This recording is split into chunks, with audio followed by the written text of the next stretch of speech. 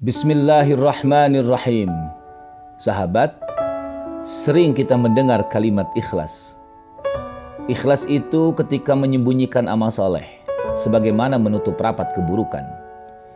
Ikhlas itu ketika meniatkan seluruh ibadah hanya untuk Allah, sehingga tidak bangga akan pujian dan tidak peduli pada kecaman. Ikhlas itu ketika dapat menolong sesama, namun tidak mengharap balasan.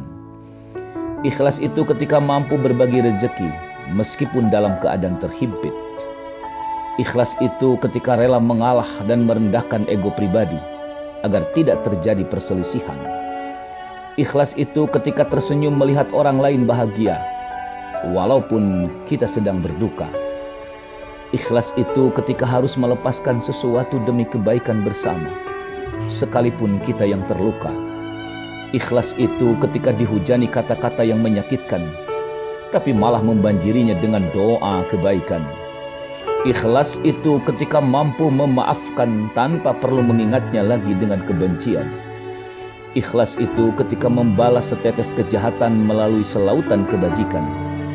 Ikhlas itu ketika menerima kenyataan bahwa takdir Allah adalah kehendak Allah, walau terkadang di awal tidak seperti yang diinginkan. Ya, ikhlas memang seperti surat Al-Ikhlas. Tidak ada kata-kata ikhlas pada ayatnya. Tidak terlihat, tidak tergambarkan, tidak terdengar, tidak terdefinisi. Karena ikhlas hanya akan terasa di lubuk hati seseorang yang berjaya memahaminya.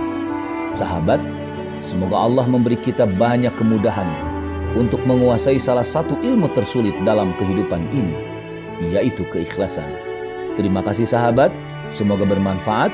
Assalamualaikum warahmatullahi wabarakatuh.